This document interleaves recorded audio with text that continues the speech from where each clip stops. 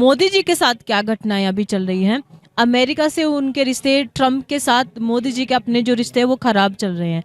हुआ उसमें ये है, कहा यह जा रहा है कि जो मीडिया की तरफ से सूत्रों से जानकारी है कि इन्होंने अमेरिका के चुनाव में ट्रम्प की विरोधी जो पार्टी थी कमला हैरिस, उसका समर्थन कर दिया, अंदर अंदर से उसका समर्थन कर दिया। और इन्हें पहले चुनाव के लिए बुलाया गया था प्रचार के लिए कि आप आ जाइए, वो उसमें नहीं गए, इन्हें लगा कि वो जीतेंगे।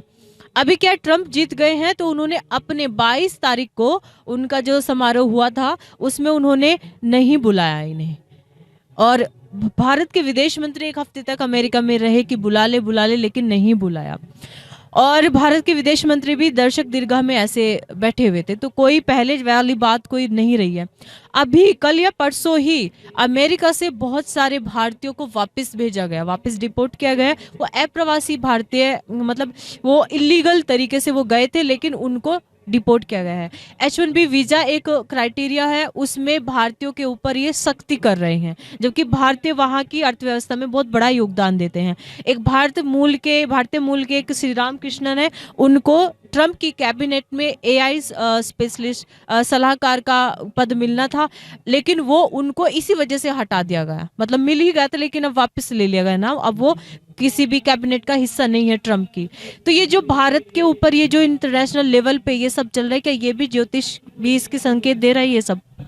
अंतर्राष्ट्रीय स्तर पर भी प्रभाव पड़ेगा, क्योंकि शनि मीन राशि पे जाएगा, राहु से युक्ति बनाएगा। इसलिए अंतर्राष्ट्रीय स्तर पे जो है प्रधानमंत्री जी का छवि को भी जो है सुरक्षित बचाने के लिए जो है उनको सही समय पे सही नीति पे काम करना पड़ेगा, क्योंकि आने वाला भविष्य माननीय प्रधानमंत्री जी की कुंडली पे भी जो है 30 मार्च से उनको अपनी सरकार बचाने के लिए भी प्रयास करना पड़ेगा।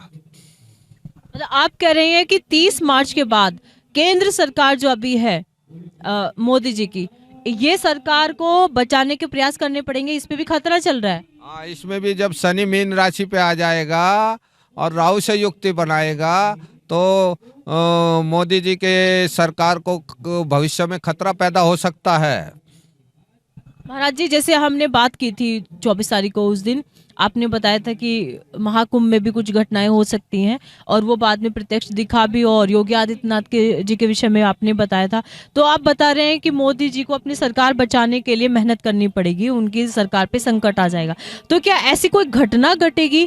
क्योंकि यहाँ पर तो ये भगदड़ मच गई, इसकी वजह से प्रश्न पूछे जा रहे हैं, इस्तीफा मांगा जा रहा है। तो क्या कुछ घटना घटेगी उसके बाद मोदी जी की सरकार पे खतरा आएगा, या फिर ये केवल राजनीति के अंदर ही चलेगा बस? मोदी जी का जो शपथ लगन है वो जो है शाम के समय हुआ था, उसको देखते हुए केंद्र सरकार में भविष्य में आने वाले समय में कार्यकाल पूरा करने में अस्थिरता का योग बना हुआ है। भविष्य में अस्थिरता 30 मार्च के बाद कभी भी बन सकती है। मतलब कोई भी कारण हो, लेकिन ये घटना हो के रहेगी, ये होएगा जरूर। आपने जैसे बताया कि अभी आगे जा कर के बहुत बड़ी बड़ी घटनाएं होगी, उसके बाद कुछ प्रलय भी आएगी, फिर उसके बाद सनातन का बोलबाला होगा।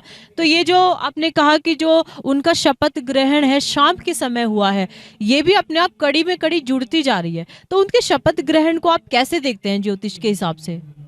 ज्योतिष के हिसाब से उनके शपथ ग्रहण में जो है विलम्ब हुआ है। विलम्ब होने के कारण उनको सरकार चलाने के लिए कठिन से कठिन प्रयास परिश्रम करना पड़ेगा, नहीं तो जो भी घटक दल है कभी भी धोखा विश्वासघात भविष्य में कर सकते हैं। जी, तो आपको इस बारे में जानकारी होगी ही, मतलब अंदर से लोगों से भी पता चलता होगा, जो सत्ता में जो लोग हैं बीजेपी के या अन्य उसमें भी, कि ये जो योगी मोदी जी की जो अभी आप बता रहे हैं कि उनकी जो शपथ ग्रहण हुआ है वो इस तरीके से हुआ। क्या मोदी जी, तो हमने सुना है ज्योतिष नहीं मानते हैं, मतलब वो खुद कहते हैं कि मैं नहीं मानता ज्योतिष वगैरह, तो क्या ये उन्होंने इस वजह से हुआ है उनके साथ, या फिर अपने आप ही कि नहीं सुबह की बजाय शाम को हो गया, ऐसे हुआ है? मोदी जी ज्योतिष मानते हैं, खुद जो है ज्योतिष का ज्ञान रखते भी है। उनका छोटा भाई पंकज मोदी ऋषिकेश में मेरे पास आया भी था 1 साल पहले, वो भी अपना भविष्य दिखा के गया है।